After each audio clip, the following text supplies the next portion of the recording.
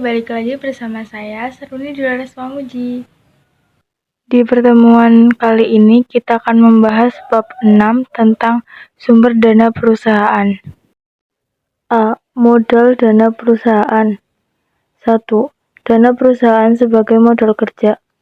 Modal dana dalam perusahaan merupakan salah satu unsur penting dalam operasional suatu usaha. Pengertian dana perusahaan.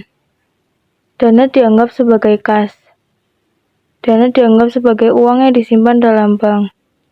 Dana dianggap sebagai modal kerja. Dana dianggap sebagai seluruh aktiva yang dimiliki perusahaan. Dana dianggap sebagai aktiva yang memiliki sifat sama dengan kas.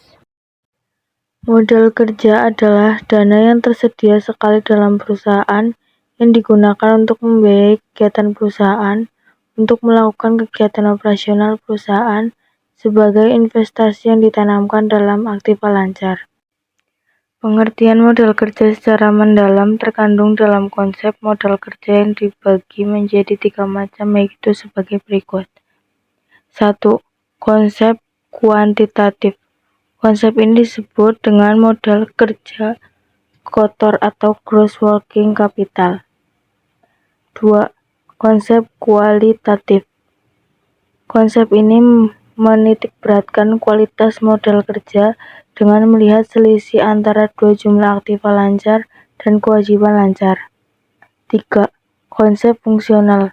Konsep ini menekankan pada fungsi dana yang dimiliki perusahaan dalam memperoleh laba. 2. Jenis dan sumber modal kerja perusahaan. Modal kerja dapat bersumber dari berbagai pendanaan. Selain itu, modal kerja juga dapat dibedakan berdasarkan jenisnya. Berikut adalah jenis dan sumber modal kerja perusahaan. Jenis modal kerja perusahaan. Modal kerja kotor atau gross working capital, yaitu semua komponen yang ada di aktiva lancar secara keseluruhan dan sering disebut dengan modal kerja lancar, mulai dari kas, pinjaman bank, surat berharga, piutang, persediaan, dan aktiva lancar lainnya. Modal kerja bersih atau net working capital, yaitu seluruh komponen aktiva lancar dikurangi dengan seluruh total utang atau kewajiban lancar. Sumber modal kerja perusahaan. Hasil operasi perusahaan yaitu pendapatan yang diperoleh pada periode tertentu. Keuntungan penjualan surat berharga atau investasi jangka pendek, yaitu selisih antara harga beli dan harga jual surat berharga tersebut, tetapi jika kondisi rugi berarti mengurangi modal kerja. Penjualan aktiva tetap yang kurang produktif. Penjualan saham, yaitu perusahaan menjual sejumlah saham yang dimiliki kepada pihak lain, dan penjual obligasi yang berarti perusahaan mengeluarkan sejumlah obligasi untuk dijual kepada pihak lain. Pinjaman jangka panjang yang dapat digunakan untuk kepentingan investasi. 3. Tujuan dan fungsi modal kerja perusahaan. Tujuan modal kerja bagi perusahaan. 1. Memenuhi kebutuhan likuiditas perusahaan agar perusahaan memiliki kemampuan untuk memenuhi kewajiban pada waktunya. 2. Memungkinkan perusahaan memiliki persediaan yang cukup agar dapat memenuhi kebutuhan pelanggannya. 3. Memungkinkan perusahaan memperoleh tambahan dana dari para kreditur apabila rasio keuangan memenuhi syarat. Fungsi modal kerja bagi perusahaan. 1. Investasi dalam aset lancar sering mengalami perubahan dan cenderung labil. 2. Dalam praktiknya seringkali separuh dari total aktiva merupakan bagian dari aktiva lancar yang merupakan modal kerja perusahaan. 3. Bagi perusahaan yang relatif kecil, fungsi modal kerja amat penting. 4. Terdapat hubungan yang sangat erat antara pertumbuhan penjualan dan kebutuhan modal kerja. 4. Faktor-faktor yang mempengaruhi modal kerja perusahaan. Pihak manajemen dalam menjalankan kegiatan operasional perusahaan, terutama kegiatan dalam upaya pemenuhan modal kerja, harus selalu memperhatikan beberapa faktor yang dapat mempengaruhi modal kerja, yaitu sebagai berikut. A. Jenis perusahaan. Jenis perusahaan dalam praktiknya meliputi dua macam, yaitu perusahaan yang bergerak dalam bidang jasa dan non-jasa. Kebutuhan modal dalam perusahaan industri lebih besar jika dibandingkan dengan perusahaan jasa. Perusahaan industri investasi dalam bidang kas, piutang, dan persediaan relatif lebih besar jika dibandingkan dengan perusahaan jasa. Jenis kegiatan perusahaan sangat menentukan kebutuhan akan modal kerjanya. B. Syarat kredit. Meningkatkan penjualan bisa dilakukan dengan cara penjualan secara kredit. Penjualan barang secara kredit memberikan kelonggaran kepada konsumen untuk membeli barang dengan cara pembayaran diansur atau dicicil beberapa kali untuk jangka waktu tertentu. C. Potongan harga.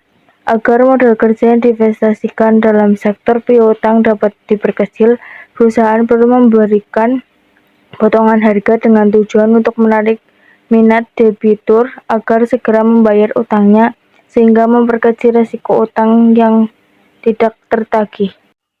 5. Sumber dana perusahaan. Sumber dana perusahaan dapat dibedakan menjadi 3 macam, antara lain sebagai berikut. A. Sumber dana jangka pendek. Sumber dana jangka pendek merupakan modal yang ditanam atau diinvestasikan dengan jangka waktu kurang dari 1 tahun. Terdiri dari pembelanjaan spontan dan pembelanjaan tidak spontan. B. Sumber dana jangka menengah. Dana jangka menengah dalam perusahaan merupakan modal yang ditanam dalam perusahaan dengan jangka waktu 1-5 tahun, terdiri dari modal asing dan modal sendiri. C. Sumber dana jangka panjang adalah modal suatu perusahaan dari investasi dengan jangka waktu lebih dari 5 tahun, terdiri dari utang jangka panjang dan modal sendiri. B. Sumber dana dari dalam perusahaan. Sumber dana dari dalam perusahaan merupakan sumber modal yang berasal dari milik perusahaan ataupun berasal dari operasional perusahaan. Setiap bentuk usaha memiliki sumber modal yang berbeda. Berikut beberapa bentuk badan usaha yang ada di Indonesia beserta sumber dana dari dalam perusahaannya. 1. Badan Usaha Perseroan Terbatas atau PT. Perseroan terbatas atau PT adalah perusahaan yang modalnya terbagi atas saham-saham dan tanggung jawab pemegang saham terbatas pada jumlah saham yang dimilikinya.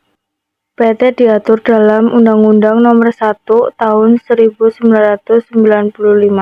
Sumber dana dari dalam perseroan terbatas. 1. Saham dari perseroan terbatas. Saham merupakan bukti kepemilikan suatu perusahaan.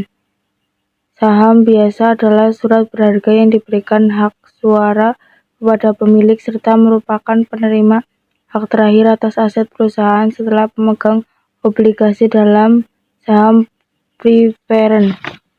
2. Cadangan yang dibentuk perusahaan. Cadangan di sini dimaksudkan sebagai cadangan yang dibentuk dari keuntungan yang diperoleh oleh perusahaan selama beberapa waktu yang lampau atau dari tahun yang berjalan. 3. Laba ditahan. Keuntungan diperoleh oleh perusahaan dapat sebagian dibayarkan kepada dividen dan sebagian ditahan oleh perusahaan. 2. Badan usaha bentuk persekutuan. Persekutuan atau partnership adalah suatu penggabungan antara 2 orang atau lebih untuk bersama-sama memiliki dan menjalankan suatu perusahaan guna mendapatkan keuntungan. Bentuk usaha persekutuan. 1. Trading partnership, yaitu persekutuan yang usaha pokoknya adalah pembuatan, pembelian, dan penjualan. 2. Non-trading partnership, yaitu persekutuan yang usaha pokoknya memberikan jasa karena keahliannya. Bentuk badan usaha persekutuan. 1. Persekutuan firma, yaitu persekutuan yang diadakan untuk menjalankan suatu perusahaan dengan memakai nama besar. 2. Persekutuan komanditer, yaitu suatu persekutuan yang didirikan oleh beberapa orang yang mempercayakan uang atau barang kepada orang yang menjalankan usahanya dan bertindak sebagai pemimpin. 3. Badan usaha bentuk koperasi. A. Model koperasi berdasarkan Undang-Undang Nomor 25 Tahun 1992 tentang Perkoperasian. Jenis-jenis model perkoperasian. Model perkoperasian dapat dibedakan menjadi beberapa jenis, yaitu sebagai berikut. 1. Modal anggota. Istilah modal dalam pengertian ini lebih memiliki arti sebagai sumber pembelajaran perusahaan yang berasal dari setoran para anggota.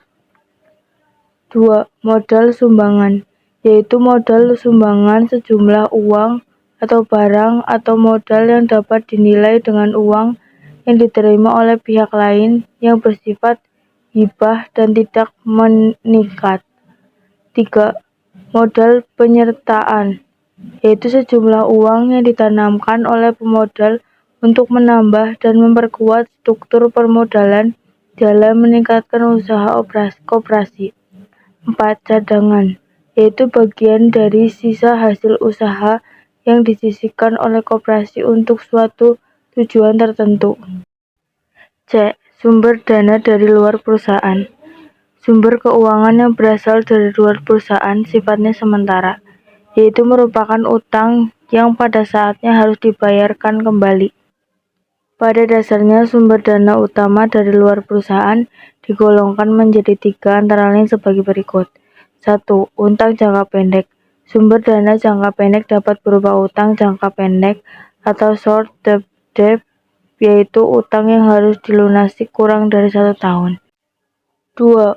Utang jangka menengah, yaitu utang yang jangka waktunya lebih dari 1 tahun, tetapi kurang dari 5 tahun. 3. Utang jangka panjang, yaitu utang yang jangka waktunya lebih dari 5 tahun, yang umumnya digunakan untuk membiayai perluasan perusahaan atau ekspansi atau modernisasi perusahaan. D. Sumber dana dari lembaga keuangan. Bank adalah salah satu lembaga pemberi kredit yang dikelola pemerintah ataupun perseroan. Salah satu tugas bank adalah menyediakan pinjaman dana kepada yang membutuhkan. Kredit lembaga keuangan bank. Dalam memberikan kredit, selain persyaratan identitas dan yang biasa harus dipenuhi, bank juga melakukan penilaian kredit menggunakan pedoman penilaian kredit dengan analisis 3R, penilaian kredit dengan analisis 7P, dan penilaian kredit dengan analisis 5C. Jenis-jenis kredit lembaga keuangan bank. Secara umum, kredit lembaga keuangan bank terdiri atas 2 jenis, yaitu sebagai berikut. A. Kredit dengan jaminan.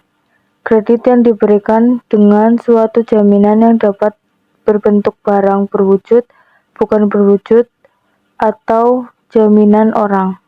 Artinya setiap kredit yang dikeluarkan akan dilindungi senilai jaminan yang diberikan calon debitur.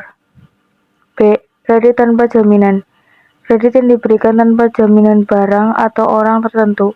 Kredit jenis ini diberikan dengan melihat prospek usaha dan karakter serta loyalitas atau nama baik calon debitur selama ini. E. Sumber dana dari lembaga keuangan bukan bank. 1. Pasar modal. Pasar modal merupakan salah satu tempat bertemunya pembeli dan penjual, dan barang yang diperjualbelikan adalah saham. 2. Pasar uang adalah tempat diperdagangkannya surat berharga yang mempunyai jangka waktu jatuh tempo kurang dari 1 tahun atau jangka pendek. 3. Penjamin emisi perusahaan efek.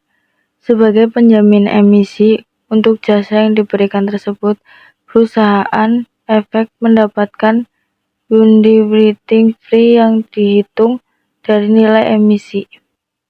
4. Perusahaan sewa guna atau leasing.